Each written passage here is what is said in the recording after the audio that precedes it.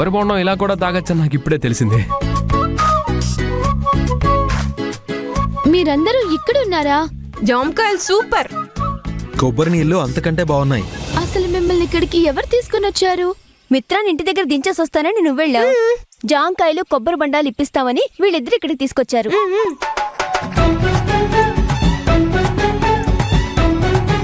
రేయ్ చిట్టి, చిన్ను, ఒక్కసారి ఇలా పక్కకొస్తారా? మేం రాము. రమ్మంటున్నాను కదా, రండి. మురళి, నాకు కూడా ఒక కొబ్బరి బండం కొట్టవా? నేను కొడుతుందే నీకోసం. మరి నాకు ముందు నిన్నేసేస్తే ఓ పని అయిపోద్ది. కొట్టన్నా. కొడతా ఉండు. ఏ చిట్టి, ఈ తోట యజమానికి ఇదంతా తెలుసా? తెలుసే. అబద్ధం చెప్పకు. ఇప్పటికే మా కుటుంబం చాలా అవమానాలు పడింది. ఇప్పుడు మళ్ళీ ఈ కొబ్బరి బొండాలు, జాంకాయల విషయంలో అవమానాలు పాలయ్యేలా చేయకండి.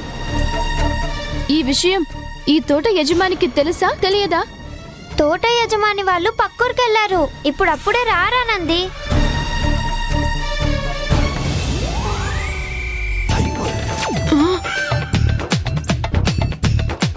ఆనంది, అటు చూడు.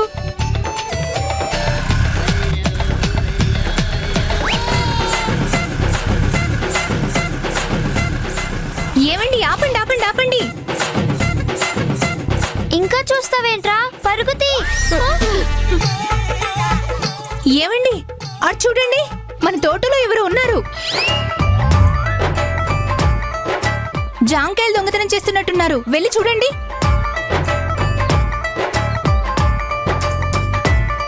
రేయ్, ఎవరు అక్కడ? ఆనంది, ఎందుకు వాళ్ళిద్దరు అలా పరిగెత్తున్నారు? ఇప్పుడు మనం కూడా పరిగెత్తాలి. ఏ? మీరు దొంగతనం చేసిన కాయలు తింటున్నారు. దొంగతనం చేసినవా? అటు చూడండి, అటు చూడండి, యజమాని వస్తున్నాడు.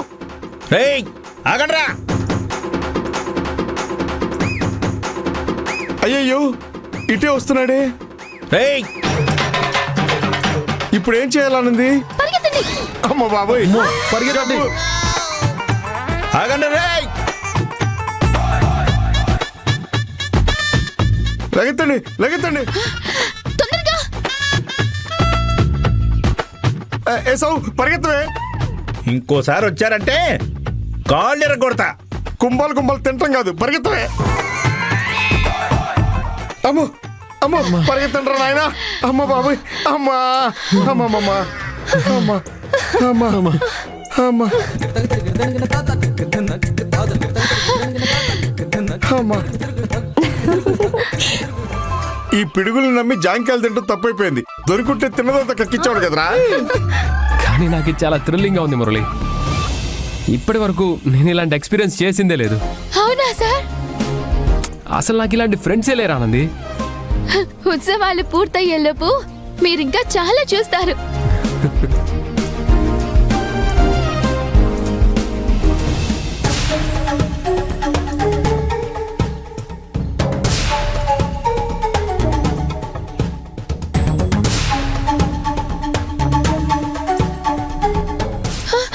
ఆనంది ఆనంది ఆనంది,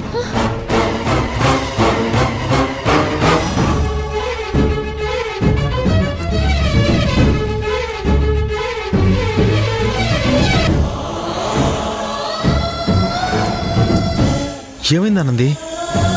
ఏం కాలేదు అశ్విన్, కొంచెం కళ్ళు తిరిగినట్టు అనిపించింది అంతే.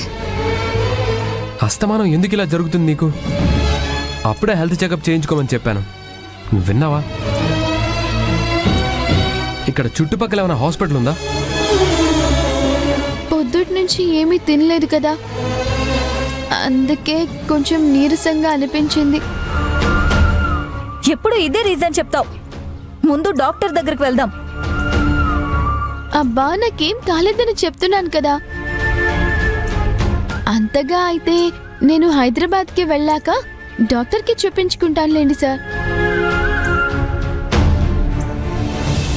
ఆనంది, ఇంకెక్కడికి వెళ్ళదులే గాని ముందు ఇంటికి వెళ్దాం పదండి.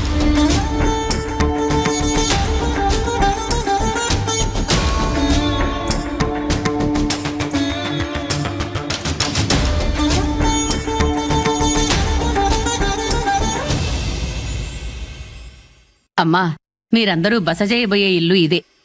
పిల్లలతో పాటు మీరు కూడా వెళ్లాల్సిందే. వాళ్ళంతా యూత్. వాళ్ళు ఎంజాయ్ చేస్తున్న సమయంలో నాలాంటి వాళ్ళు పక్కనుంటే వాళ్ళకి ఇబ్బందిగా ఉంటుంది. వాళ్ళని ఎంజాయ్ చేసి రానివ్వండి.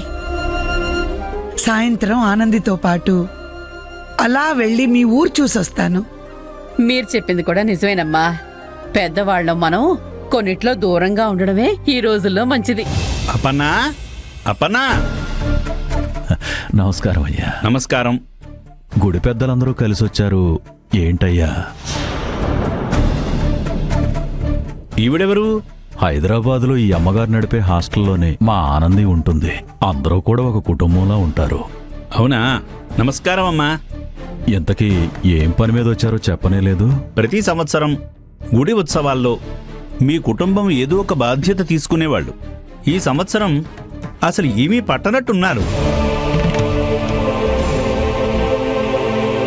మా వైపు నుంచి ఏదైనా తప్పు జరిగిందా అని తెలుసుకుని వెళదామని వచ్చాం. తప్పు మీది కాదు పూజారి గారు, మాదే.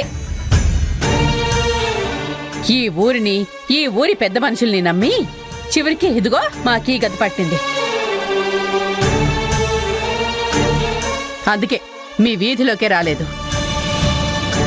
ముత్యాలు, నువ్వు ఆగు. నా భార్య అన్న మాటలేం పట్టించుకోకండి అయ్యా. మేం ఉత్సవాలకు వస్తాం, కానీ ప్రత్యేకించి ఉత్సవాలకు సహాయం చేయలేని స్థితిలో ఉన్నాం. అందుకే మేం రావట్లేదు. ఏర్పాట్లు బాగా చేస్తున్నారు. నాకు ఎవరి మీద ద్వేషంగాని అసూయగాని లేవు. అమ్మవారి ఉత్సవాలు ఎంత ఘనంగా జరిగితే ఈ ఊరికి అంత మంచి జరుగుతుంది. నువ్వు పక్కన లేకపోవడం వెల్తిగా ఉందప్పన్నా. ఒకప్పుడు ఈ ఊరి అమ్మవారి ఉత్సవాలు మొత్తం ఒంటి చేత్తో నడిపించేవాడివి. అలాంటిది నువ్వు లేకుండా ఎలా?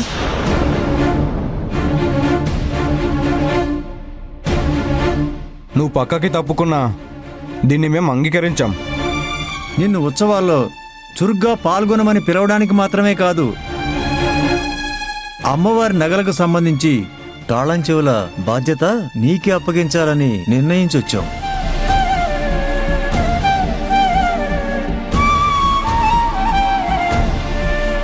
పూజారి గారు, ఆ తాళం చెవులు అప్పన చేతికివ్వండి. ఇదిగో అప్పన్నా. క్షమించండి అయ్యా, ఈ బాధ్యత నాకు వద్దు.